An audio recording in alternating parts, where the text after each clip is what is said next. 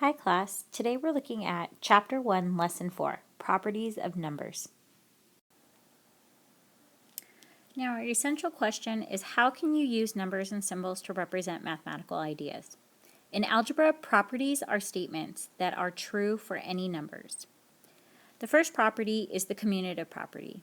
The commutative property is the order in which numbers are added or multiplied does not change the sum or the product. Now, sum is simply the answer to an addition problem, and product is the answer to a multiplication problem. The symbols, if I were to have a plus b, it would have to equal b plus a. And a numeric example would be 6 plus 9 would equal 9 plus 6, as long as the result is both the same. Now, with multiplication, the symbols would be a times b would equal b times a. So therefore, if you go 4 times 7, it equals 7 times 4, because both of the answers would be the same.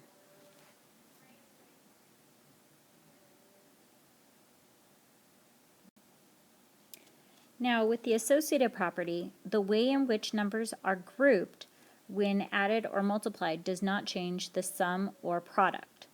So, for example, if I were to have a plus b in parentheses plus c, it should still equal a plus then b plus c in parentheses. So for example, if I were to solve 3 plus 6 in parentheses, then add 1, my result would be 10. And if I do the same thing on the other side, 3 plus, then 6 plus 1 in parentheses, that would be 7 plus 3, which also equals 10. So each side would equal 10, meaning that the grouping symbols would not change my answer. The same thing would go for multiplication. A times b in parentheses, then times c. After a times then b times c in parentheses will result in the same answer. So if I were to go 5 times 9, then times 2, 5 times 9 is 45. 45 times 2 ends up being 90. So if I multiply the other side, 5 times 9 times 2, 9 times 2 is 18. 18 times 5 is also still 90. So therefore, if you switch the grouping symbols, the answers will still have the same result.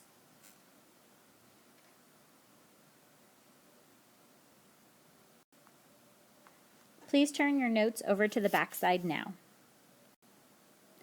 Now, for the additive identity, when 0 is added to any number, the sum is that number. So therefore, if you add 0 to the letter A, your answer will always be A.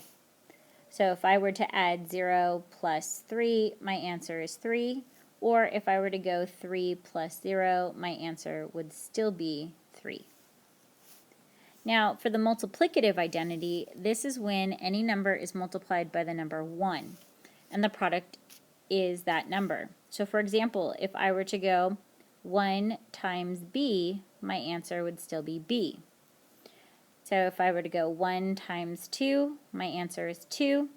Or if I were to switch to negative 2 times 1, my answer would be negative 2.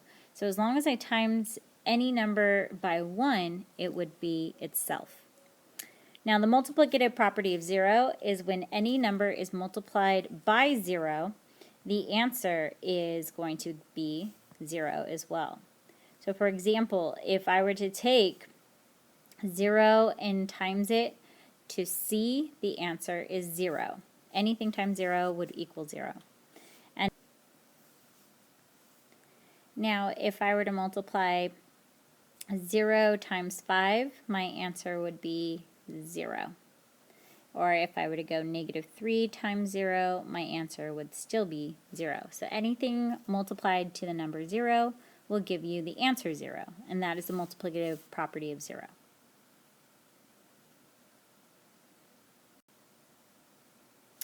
Now go ahead and go through the practice, name the properties shown by each statement. So for example 1, if you have 55 plus 6 and then you equal 6 plus 55, I know that's an additive because we are adding, but it also happens to be the commutative property.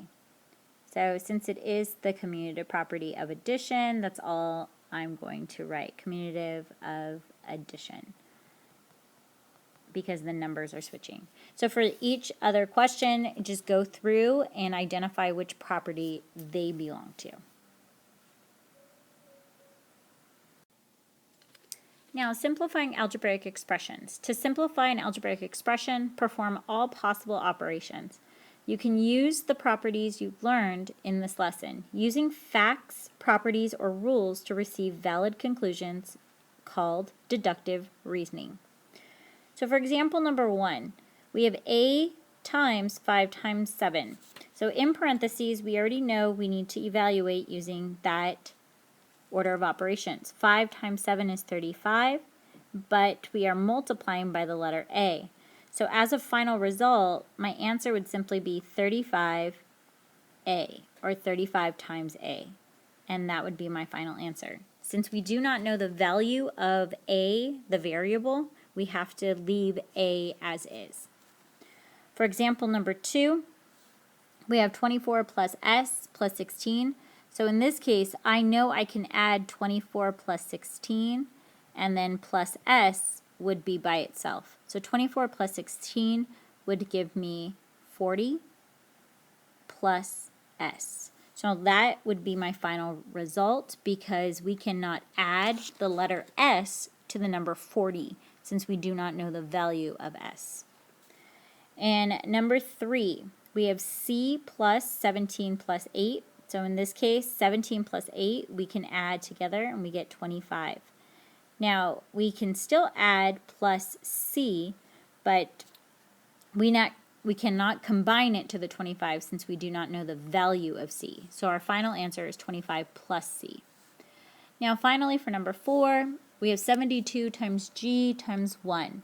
So in this case, we can multiply 72 times 1, which results in the answer 72. But then we have the letter g at the end, so we just have our answer as 72g, and that is our final answer. Because we do not know the value of g, so we cannot multiply it to 72. Now go ahead and take a few minutes to answer these practice problems on your own.